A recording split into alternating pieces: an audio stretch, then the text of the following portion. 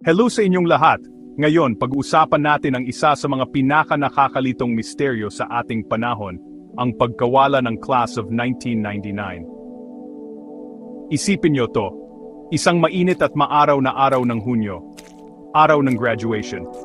Ang Class of 99 ng Lincoln High School ay sabik na sabik, handa nang ihagis ang kanilang mga sombrero sa ere.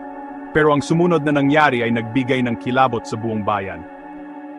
Nang matapos ang seremonya, naghihintay sa labas ang mga magulang at kaibigan para sa mga graduates.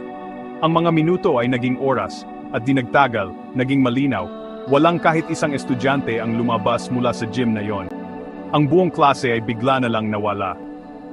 Tinawag ang mga autoridad, at sa agarang paghahanap sa paligid ng eskwelahan, wala silang nakitang kakaiba. Walang bakas ng paglalaban, walang kahina-hinalang kilos na nahagip ng mga security camera.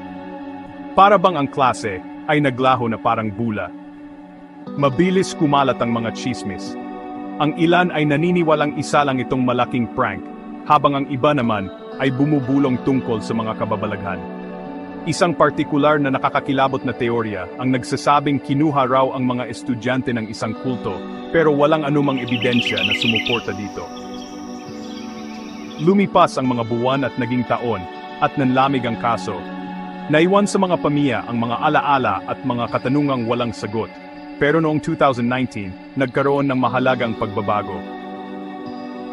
Isang grupo ng construction worker na nag-aayos ng lumang gym ng eskwelahan ang nakadiskubre ng isang tagong lagusan sa ilalim ng lupa.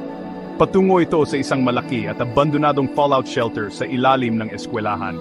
Sa loob, natagpuan nila ang mga gamit ng mga estudyante, mga sombrero, toga, at personal na kagamitan, na nakapangingilabot na parang hindi nagalaw ng panahon. Hinalughog ng mga eksperto ang shelter para sa mga palatandaan.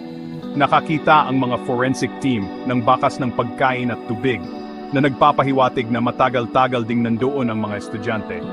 Pero wala pa ring bakas kung saan sila sumunod na nagpunta. May isang teorya na lumitaw na tila pinakakapani-paniwala. Posible kayang nasangkot ang mga estudyante sa isang lihim na eksperimento. Ang pagiging malapit ng bayan sa ilang pasilidad ng gobyerno para sa pananaliksik ang nagpalakas sa mga haka-hakang ito. Noong 2021, isang lihim na sumbong ang nagturo sa mga investigador sa isang dating janitor na nasa edad 80s na ngayon na nagtrabaho sa eskwelahan. Ang kanyang pag-amin ay gumulantang sa buong komunidad. Sinabi niya na nadiskubre ng mga estudyante ang lagusan habang regular silang naglilinis at nagplano sila ng lihim na selebrasyon sa fallout shelter. Pero bakit hindi na sila nakabalik? Ayon sa janitor, may tumagas na gas sa shelter at sa kasunod na kaguluhan at pagtatangkang lumikas, gumuho ang lagusan at na-trap ang mga estudyante sa loob. Walang rescue operation na nangyari dahil walang sinuman ang nakakaalam na nandoon sila. Isa itong nakakadurog pusong kasagutan sa misteryong ilang dekada ng bumabalot. Sa wakas ay nagkaroon ng kahit paanong linaw para sa mga pamilya, pero nananatili pa rin ang sakit ng pagkawala. Kaya ayan na, mga kaibigan, ang nakakakilabot at malungkot na kwento ng Class of 1999. Ano sa tingin nyo ang tungkol sa misteryong ito? Ay comment nyo ang inyong mga naiisip sa baba. At kung mahilig kayong lumutas ng mga misteryo tulad ko, pindutin nyo na yung subscribe button at abangan pa ang iba. Hanggang sa muli, patuloy lang kayong magtanong tungkol sa mundo sa paligid ninyo.